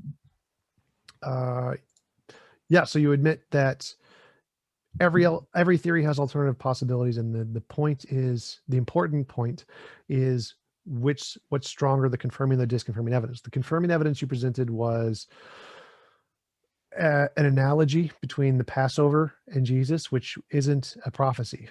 Like, why do you think that's a prophecy? Like, I want to clarify, like, was my description of your argument correct, that you are saying that God thinks this is an important date in the past, therefore it's reasonable for me to infer this is an important date in other things he's going to do? No, so the argument is that so Jesus is presented in the New Testament as being the fulfillment of the Passover symbolism, that just as in during the Exodus, the Israelites were to smear the blood of the lamb on their doorpost, so likewise Christians are to smear the blood of the Lamb of Jesus, figuratively speaking, on the doorposts of their hearts, so that God's wrath passes over us, just as he passed over the Hebrews. The fact that Jesus' death corresponds then to the day of Passover is a striking coincidence. It's not in its own sufficient to show that Christianity is true, and I even give it a relatively weak base factor of only 10. So it's some confirmatory evidence, because it's more expected, or makes better sense if Christianity is true than the falsehood. At least it seems to be somewhat more surprising given the falsehood of Christianity than given its truth. And therefore, so you're inferring from past things in the Old Testament, saying there's a pattern here. We can infer the same pattern about Jesus, and that is evidence in some way. It is evidence because it's more probable given Christianity than given its falsehood. Notice that I don't need to say, for something to carry evidential value, I don't need to say this is highly predicted given the truth of my hypothesis. I just need to show that it's more probable given my hypothesis, or that it's more surprising given the falsehood of the hypothesis. Right. So if we look at the actions of the Old Testament God who destroyed Sodom and Gomorrah and flooded the earth, we could say it's expected that such a God is going to wipe out Rome for killing his son, or essentially something like that. And that would be a reasonable inference to make based off of the past actions of the Old Testament God. And so if that happened, and we just saw after Jesus died, everyone was wiped out from Rome, that would also qualify as evidence on your hypothesis if it had occurred, correct? Because you're inferring from the past nature of the God and past events that this future event would happen, because it's expected under the hypothesis that this kind of a God exists, and that event occurred. Therefore, based on your definition, that would count as evidence, wouldn't it? No, I don't think so, because there's nothing that would lead me to believe that such a thing would happen. But given, and you brought up the example of Daniel 9, I brought up the example in my statement, you responded to it, and with the destruction of the temple in AD 70, that is something which is predicted given Christianity, but it's somewhat surprising given the falsehood. And as you said, it's not completely out with the realm of plausibility given the falsehood of Christianity, but it's something that at least it's so highly expected given Christianity that it's some evidence that tends to confirm it, which is why I give it a conservative base factor of only 10. Well, so I'm not following here. So it's expected that God would do the Passover thing, even though that's a very rare thing in the Bible, not very common, but his mass murdering is extremely common, happens all the time. It's throughout the Bible. So it seems to me more expected that God's going to mass murder people he doesn't like is something we should expect based off of the Old Testament, or should expect significantly more than an analogy to a Passover lamb. So if my interpretation is correct, like given my hypothesis that God is a mass murderer and we expect him to mass murder people, and we have a very clear pattern of mass murdering in the Old Testament, then it would be reasonable to infer that if there's a whole bunch of mass murdering after Jesus' death or whatever, that would be expected. Like that seems to be a reasonable interpretation of the text. Now, obviously not your interpretation, I grant that, but this seems to be a very reasonable interpretation of the text to infer from God's past actions about his future actions. And given your own system of Bayesian epistemology of saying, given the hypothesis is true, we want to assess whether this occurrence is more likely than if the hypothesis is not true. God mass murdering all the people of Rome for killing his son seems to be significantly more likely, given the hypothesis is true, because past history of mass murder is very common.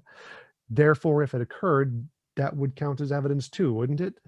I think it would depend on the circumstances. So I can imagine certain scenarios in which that would kind of constitute evidence, but you need to go into more specifics about the particulars. I'm not sure what you mean. Like what? So past evidence, God has a tendency to do this. If we kill his son, we could expect a similar tendency.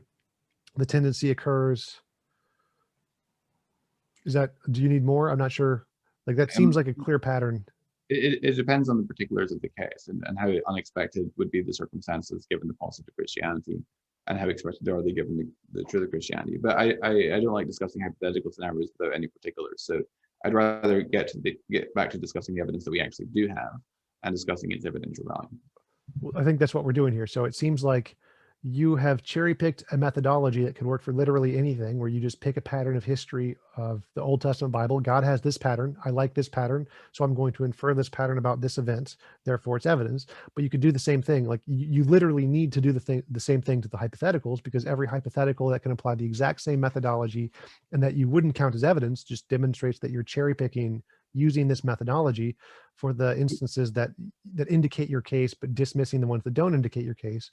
So I want to see if I can take the methodology you've presented, apply it to the hypotheticals that are false, that are clearly not true, and see if it would, in those cases, also apply for evidence, because if it was, that demonstrates that your evidence only is cherry picking the particulars that you like while ignoring the misses. That's the point I'm making here. So would you say that it's equally probable that Jesus' death occurs at the time of Passover, whether Christianity is true or false? No, but that's not the argument I'm making. So my argument here is that, well, I'm claiming that methodology is just ridiculous in this context. So I'm saying that, you're saying like it's not equally probable. You must think it's evidence. No. So what I'm saying is that I don't care because we're assessing a particular truth claim with a particular negative claim, which just isn't evidence. It's not evidence to say, if there is a leprechaun in my basement, there is more likely to be gold in the house somewhere, because leprechauns like gold. The probability of that being true would, if we found gold in the house, that would be higher, more likely if there was a leprechaun than if there wasn't a leprechaun, because leprechauns like gold. Is that evidence of leprechauns? Yeah, no. It is. So if you can show that if there was actually a reason to believe that it's more likely that there'll be gold in the house if there's a leprechaun than it's falsehood. I'm not sure how you would make that argument, but let's suppose that you make the argument. Then that would be evidence, but it wouldn't be sufficient evidence to conclude that there's a leprechaun in the basement. And that's because we have to, the strength of evidence must always be, is always relative to the prior probability, right? So the prior probability is the probability just given the background information. Given that we don't have any independent reason to believe that there are leprechauns that exist, and we have independent reason to believe that there could be other plausible explanations for why there's gold in your house, then that would only be at best very weak evidence if you could show that there is some sort of link between leprechauns and gold in your house. Right, which is why I consider your entire methodology flawed here, because you're saying, well, because it would be evidence. It would be evidence of leprechauns because there's gold in the house, and under the hypothesis that leprechauns exist and like gold, that would increase the likelihood that there would be gold in the house. Yes. That's not the way we should assess evidence. That is a very faulty way to assess evidence, because you're not including the alternatives within the theory. You're just assessing every single individual theory on its own merits without including the alternatives. So to include the alternatives, we have to include, like in the case of a Jesus, if we want to accept this methodology as counting for evidence, then we can infer any collection of past events from the Bible and combine them in any way we want, and infer that those events would be likely to happen to whatever, like after Jesus. So we see lots of killing in the Bible. God is a mass murderer. If we anger God, he will mass murder us. We anger God, he mass murders us. Therefore, that would also be evidence of a God, given your methodology. So again, the point here is that your methodology is bad because you're only assessing the positives and not the negatives, the hits and not the misses. You're cherry picking. You're saying I do assess the negatives. And I just don't have time to get into it in the scope of my opening statement. But was that 1 minute or time? I think we've got a minute. Okay. And in regards to prior probability, I would argue that the prior probability of Jesus' fulfillment of prophecy is significantly increased by the independent reason we have to believe that Jesus rose from the dead, and vice versa. It's a two-way thing. The fulfillment of prophecy raises the prior probability of the resurrection, and the evidence for the resurrection increases the prior probability of fulfillment of prophecy as well. Right. So my question here was that given every single hypothetical of we expect this of God's nature in the past, we look at the Old Testament, we find a pattern in God's nature of what he does and infer from that pattern he's going to do something in the future, and he does something in the future because his nature, he has previously done something similar. That would also be evidence. Every single case would be evidence given your system, correct? Like God kills people, he's going to kill people in the future. That if it happens, that would be evidence too, because it would be expected. It could be some evidence depending on the particulars of the case. It would need to see the Sorry, particulars. Sorry, I have to cut in there. Yeah, thanks, Tom. Thanks, Dr. McLatchie. And that's the end of the cross-examination session. And we'll now go to the second last session, that is the conclusions. I'll pass the time to Dr. McLatchie for 8 minutes, and you may conclude. I'll start the timer on your first word. Well, thank you. I'd like to thank Explain Apologetics for organizing this event, and also Tom for agreeing to participate and for the engaging discussion. I'm sorry that unfortunately Tom doesn't understand the probability theory behind what I'm saying, but if people want to have more detail on this, I've written an article, 2 articles actually, where I talk about fulfilled and the argument from failed prophecy and the argument from fulfilled prophecy, and why the evidence of fulfilled prophecy is piece for piece of greater evidential weight than apparently failed instances of prophecy. So that's just mathematically demonstrable. And because there are very often alternative interpretations which are at least plausible of failed of apparently failed prophecies. Now, in regards to the evidence, just to remind you of some of the points that I brought up in my opening statement, I brought up I couched my argument in terms of Bayesian probability theory, and I proposed to quantify evidence in terms of this likelihood ratio, the probability of the evidence given the hypothesis, and the probability of that same evidence given the positive of the hypothesis. And I pointed out that I don't need to have certainty in the interpretation of the text, or certainty in the fulfillment coming true on the hypothesis of Christianity in order for it to carry evidential value. So the probability of the correctness of my interpretation of a prophetic text doesn't need to be close to 1 in order for a prophecy to carry evidential weight. And I gave 6 examples. I gave the instance of Jesus' death at Passover, which seems to be more expected given Christianity than given the falsehood. Even if it's not expected given Christianity, it's still more expected given Christianity than given the falsehood. I argued that from Psalm 22, Jesus' crucifixion, and TJump points out that each of these points individually is not of very great weight, but it's reading the text cumulatively that the weight that the text taken as a whole points holistically to something that very much resembles crucifixion scene. There's also reasons for thinking this text is probably messianic, and it's not just Christian interpreters that have taken it as messianic, but there are also ancient Jewish interpreters who also have taken Psalm 22 to be messianic in nature as well. And the psalm ends with all people coming to recognize and revere the God of Israel as a result of the suffering of this individual in Psalm 22. And there doesn't seem to be any incident or episode in the life of Jesus, in the life of David, which fulfills this text in Psalm 22. And I also pointed to the intertextuality with Isaiah's language in Isaiah 53 as well. So the fact that Jesus is crucified, again, is not at all insufficient to confirm Christianity is true, but it is somewhat more expected given Christianity than given the falsehood of Christianity. And so it carries evidential value. Jesus' birth in Bethlehem, I think, is also carries evidence of that. I actually deliberately underestimated the base factor in order to account for the fact that we don't have certainty that Jesus was born in Bethlehem, but I think that the evidence suggests that it's at least more likely than not. I pointed out that the spread of Christianity points to the truth of Christianity, and TJump mentioned in his rebuttal that other religions also claim this, and this is true. But this is something which the probability of, given Christianity, appears to be very, very close to 1 because of its prediction in this text, like Isaiah 49, Isaiah 42, Jesus' own words in Matthew 24, verse 14. And so, given Christianity, this is something which is highly probable. But given the persecution of early Christians in the first few centuries of the Christian movement, this is something which seems to have been very surprising, given the falsehood of Christianity, until 312 AD, when Constantine converted in the Edict of Milan 313, which guaranteed religious freedom. And then Christianity in 380 became, under Theodosius I, the state religion of the empire, the Edict of Thessalonica. That's something that seems to be very improbable given the falsehood of Christianity, but highly probable given the truth of Christianity. And I think that a base factor of 100 for that is quite conservative.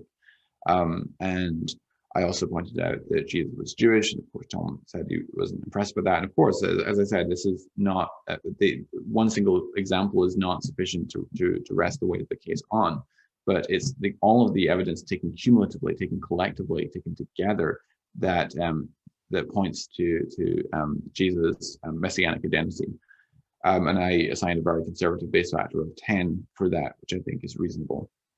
And the fact that the destruction of the Jewish temple in AD 70 again is something which is not altogether implausible given the falsehood of Christianity, but it's at least very expected given the truth of Christianity, but very improbable but somewhat improbable given the falsehood of Christianity. So and also Jesus himself in Mark 13 predicts that the temple will be torn down, and I would argue that Mark is written pre-70 AD as well. So I think that a base factor of 10 is quite reasonable for that one. And so that took our cumulative base factor to 10 billion.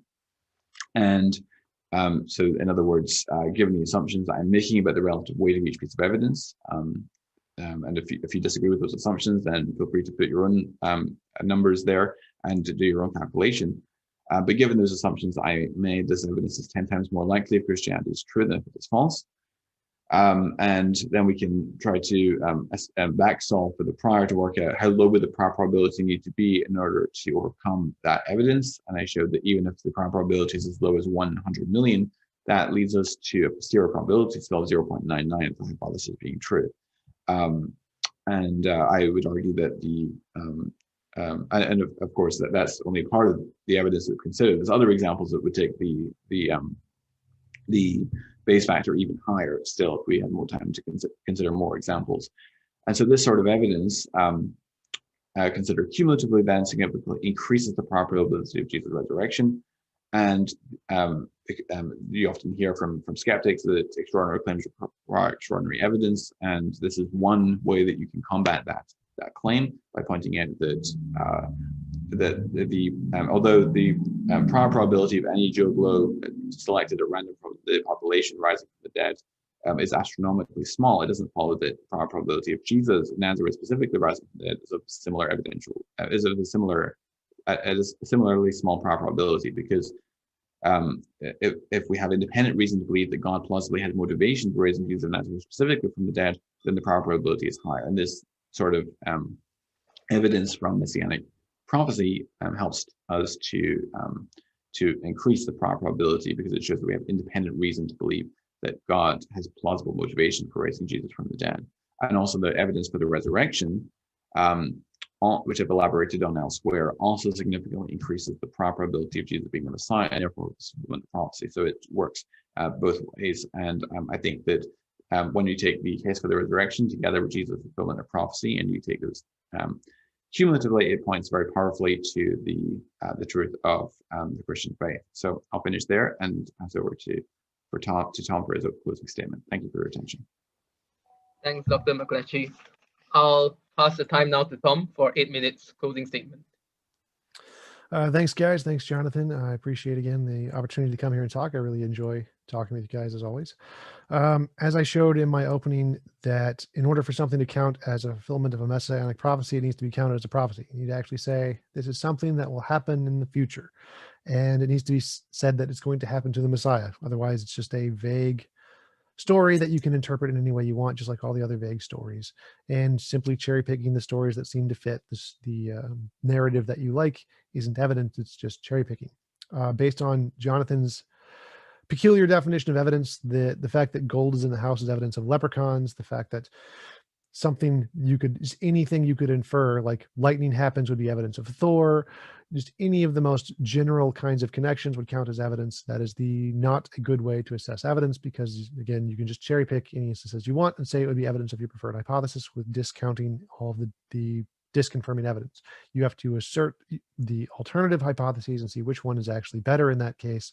The fact that lightning is produced by electromagnetism and particles rubbing in clouds is a much better explanation. So the fact that lightning occurs is not evidence of Thor. It's just zero evidence of Thor, because an alternative hypothesis explains it better. So using this Bayesian epistemology route can make it seem like some particular thing may be evidence, because the definition of evidence is so lenient that it could apply to literally anything, like gold being in a house is evidence of leprechauns. Therefore, when we assess evidence in the reasonable way, saying, well, which is the more plausible hypothesis here, the idea that vague stories in a book somehow correlate to the preferred narrative is the less supported hypothesis than that it's just a bunch of vague stories and you cherry pick the ones that fit. Just so that would be the bunch of vague stories, you cherry pick the one that fits, would be like particles rubbing together produce lightning, and this story actually corresponds to Jesus, would be like Thor created lightning. The more plausible hypothesis is that there's a whole bunch of stories in there and you just pick the ones that fit. And so most of the examples Jonathan listed can be seen as just cherry picking in that way. There wasn't any good predictions. Like a good prediction is like the one from Hinduism that predicts the age of the earth was 4.3 billion years old. That's a really good prediction. It's very accurate. It's very precise. Could it be interpreted in different ways? Everything can be interpreted in different ways, but the most reasonable interpretation is that in Hinduism, the earth was 4.3 billion years old, which is an extremely accurate, extremely precise prediction. That is real evidence. That's what real evidence looks like. None of the prophecies that Jonathan mentioned even come close to that. And even with that prediction, it's not enough to support the conclusion that Hinduism is true, because all of the things that it says that are not true. So the fact that even if you had a very, very good prediction, which Jonathan does not have or did not provide, would not be sufficient evidence to conclude Jesus was the Messiah or created the universe. You would need something extremely profound for that, which it cannot be found in the Bible. And I will conclude there. Thanks, Tom. And thanks to both speakers for the brevity in saving us a lot of time for the next session, that is the Q&A. So please, if you have not already, or even if you have sent some, feel free to send some more. Send your questions through Slido. Ezra has posted the link in the Zoom chat already. There are some questions now, and the way it works is I'll read out the questions that Ezra and Marcus select, and I'll direct them to the relevant speaker according to the name stated in the question. So the first question that we have is directed to Tom. So the first question asks, Tom, you said not all prophecies were fulfilled in the Old Testament. Prophecy is predictive in nature, and that doesn't mean it will be fulfilled simultaneously. How then can we explain that almost 80% of the Old Testament prophecy was fulfilled by Jesus? They weren't. It's just false. You're just cherry picking data that seems to fit. It's actually the vast majority of prophecies don't fit Jesus. The ones that specifically say the Messiah will do X, Jesus fails on the vast majority of them, like be the king of Israel. Didn't happen. The reason Jews didn't become Christian was because Jesus fails the vast majority of the prophecies. So it's very clear to see that he didn't. It's a Christian myth that Jesus fulfilled the prophecies in the way he did. The academic sources disagree completely. The academics in history, the New Testament, Old Testament scholarship say that he didn't. The vast majority of historians say he didn't. It's a Christian myth that he did. Thanks, Tom. We have a second question also directed to Tom. So, Tom, this question asks, would miracles, and he defines miracle, he gives examples of miracles such as instant regrowth of intestines or healing of autoimmune diseases like multiple sclerosis, be indications of supernatural activity? Possibly depends on, like, if you make a prediction, if you pray to a god and say, every time I pray to a god, it will heal intestines, or it will heal intestines at a higher rate than chance, then yes. The fact that natural things occur, there is a natural phenomenon of healing in people at a certain rate. People get healed for biological reasons that we don't understand all the time. And that would not be evidence of the supernatural just because we can't explain it yet. The fact that something occurs that we can't explain isn't evidence of the supernatural. It's evidence of something we can't explain. In order for it to be evidence of the supernatural, you would then need to say, I have this methodology that can show why it happens in some cases more than others. So I could say, if we pray to God and for the intestines to heal, and it happens at a higher rate when we pray to God than when we don't, then it would be evidence of the supernatural. But just the fact that it happens isn't evidence of anything. It's just something we can't explain yet. Thanks, Tom. Just another reminder to send questions that you would like answered to Slido. There's still a lot of room for questions and a fair amount of time for it.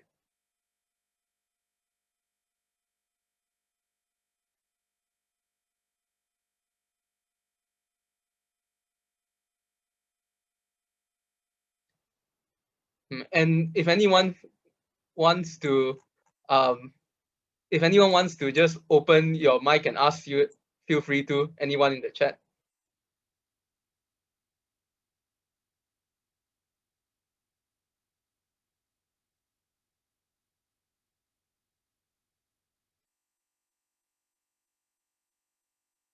I'm going once, going twice. Yeah, I have a question actually. Isn't the science of the gaps a bias? How can we accept that the origin of the world,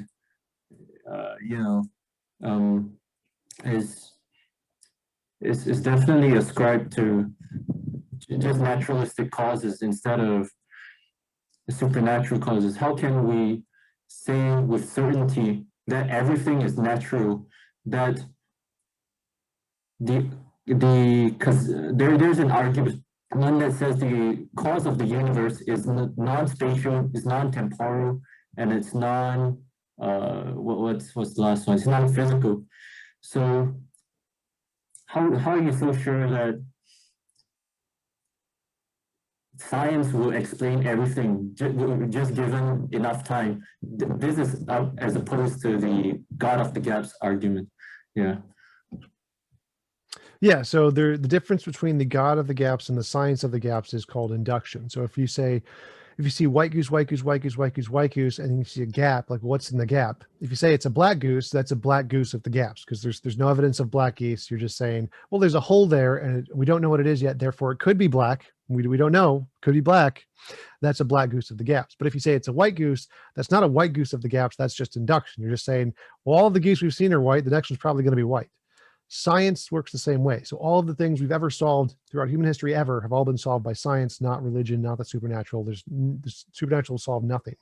So every discovery we've made has been natural, natural, natural, natural, natural. And so if we see a blank of something we don't know yet, it's reasonable to infer it's going to be natural. It's unreasonable. It's a God of the gaps fallacy to include it's going to be supernatural, because there's no independent prior evidence that the supernatural could fill the gap. It's just, we don't know what's there yet. It could be supernatural. So the science of the gaps is just called induction. It's a reasonable argument. You should every time make it because it's justified.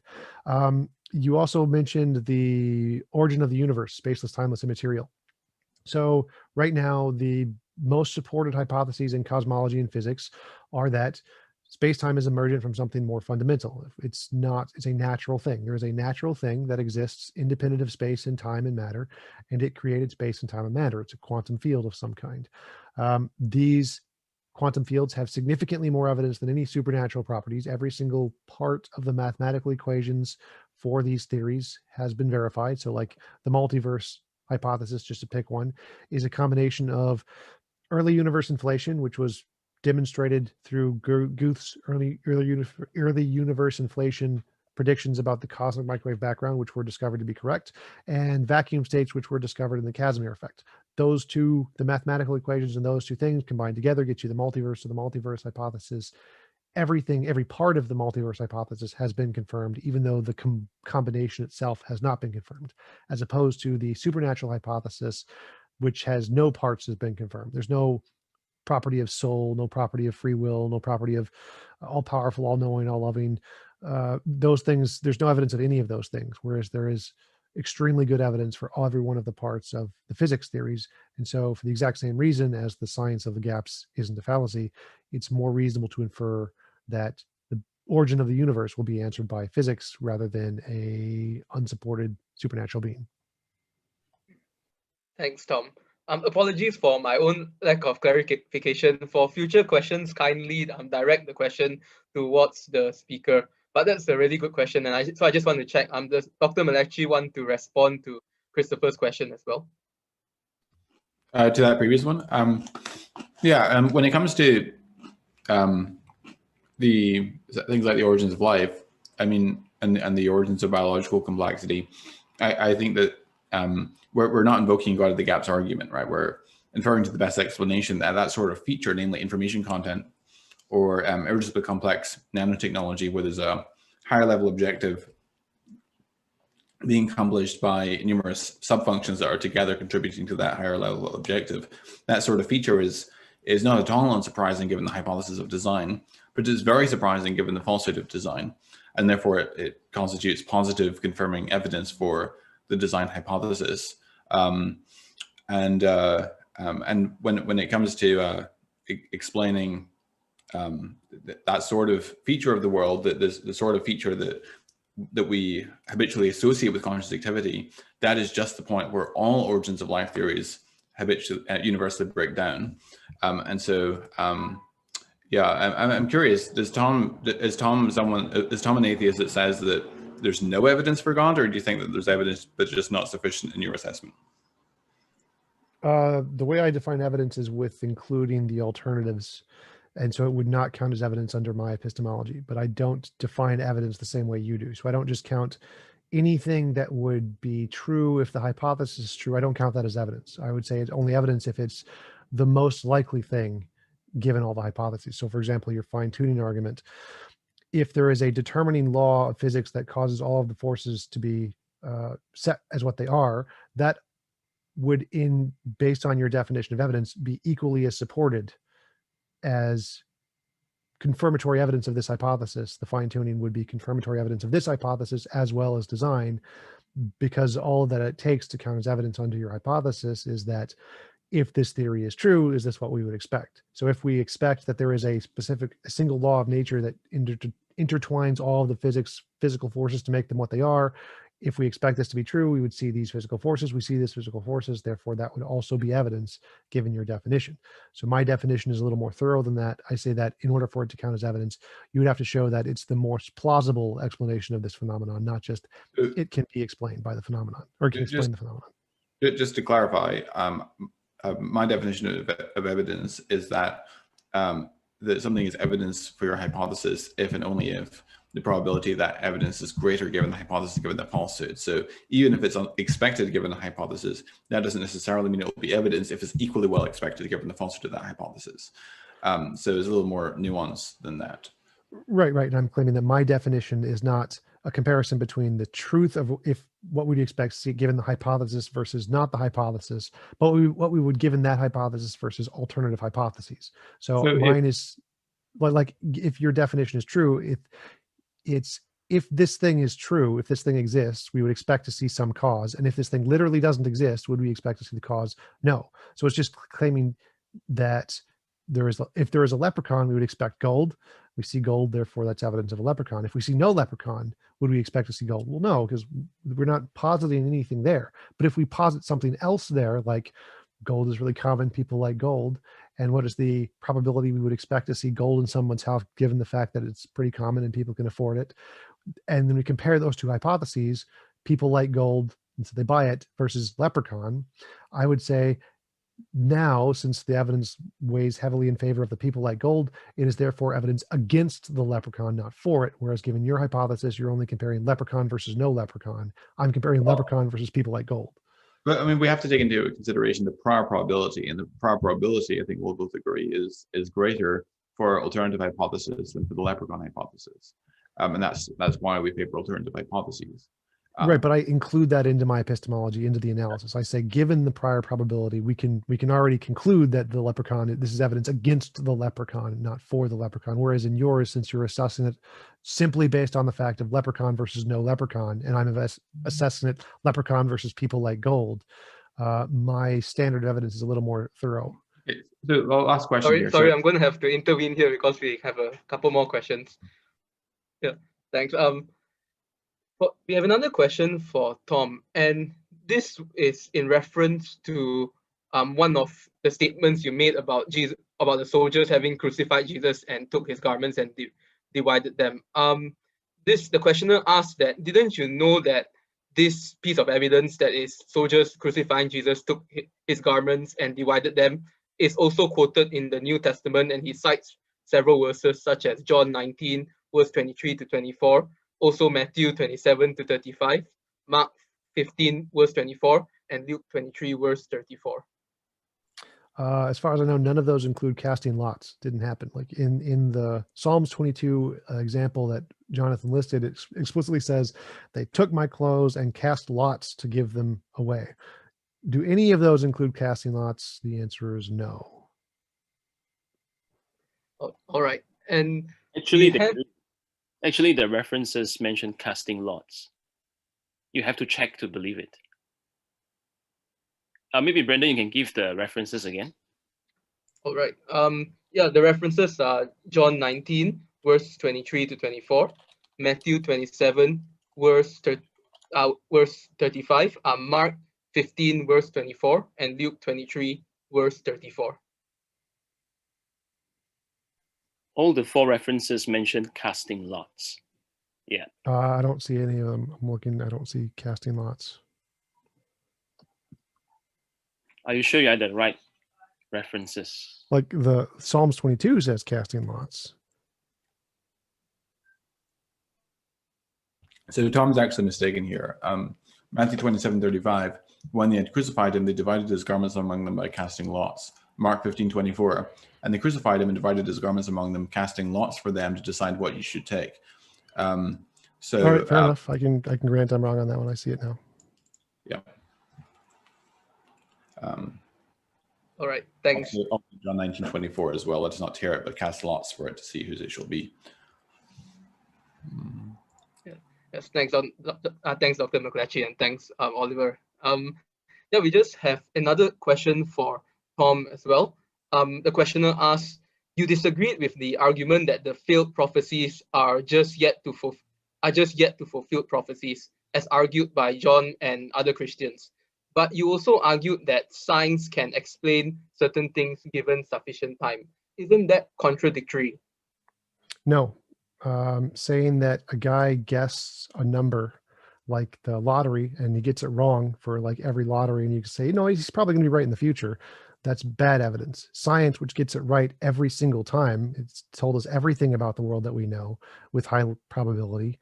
Saying it's going to get it right is reasonable. So since the Bible has gotten pretty much everything wrong, it's more reasonable to infer it's like the guy who's just guessing randomly and keeps getting it wrong. So no, they're not in any way analogous. A science textbook inferring the science is true is reasonable. Inferring the Bible is true is unreasonable. Like most of the characters in the Bible didn't exist. Abraham didn't exist. Moses didn't exist. Cain and Abel didn't exist. Most of the stories in the Bible are false, as accepted by the vast majority of historians. This, assuming that it would be true, given the fact that the vast majority of it is false, would be unreasonable. Assuming science is true is extremely reasonable.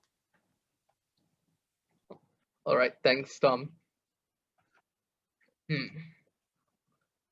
Does anyone have any further questions, whether they like to unmute and ask, directing the question to the speaker, or whether they would like to ask on Slido? Going once. Hey Tom, good to see you again. Hey, Hey, Mark here. I have longer hair than the last time we met. Good to see you again. yeah, remember you were in the background was the Buddhist temple, I think. The very Yes, pretty that's temple. right. Yeah. So the other guy that looks like Jesus was actually the Buddhist, and I was looking like a Buddhist, but I was actually the Christian. Yeah, that was the one. Just a question, because you were mentioning that that you noticed that there are certain like messianic prophecies that in your either in your opinion or in other people's interpretation, Jesus has failed. So I'm curious to know who do you usually refer to define which ones are messianic prophecies and which ones not, and how do you categorize whether something has failed or passed? Do you have a source that you can share? Because I'm quite curious as to the source of your knowledge, other than that almighty lazy boy chair of yours that you're sitting on. Yeah, I just asked the Jews. So I just emailed some Jewish scholars and they gave me a list. So, I mean, I can send you their work or something if you email me after. Okay. Do you mind if I follow up the question? Sure. Judaism has had an evolution from first temple to second temple to even during the Roman times. So how can you be sure that their current interpretation in light of Jesus Messiah is consistent with what they were even thinking in terms of time of Solomon? Because because it is quite clear that the Jews just didn't want Jesus to be Messiah simply because they didn't like him. So there's already a bias towards that in the first place. Would you think? Not really. So I think that the contemporary Jewish interpretation and the past Jewish interpretation was that the Messiah was going to come back and actually rule Israel and take over with the sword and actually literally reign. I'm pretty sure that was the interpretation back then and today. That's kind of the consensus. Other than like I'm not an expert on Jewish scholarship, so I can't give every single example, but I'm pretty sure that's a pretty easy one to go to, that the contemporary understanding is probably the same as the past one. Okay, cool. All right, thanks, Mark.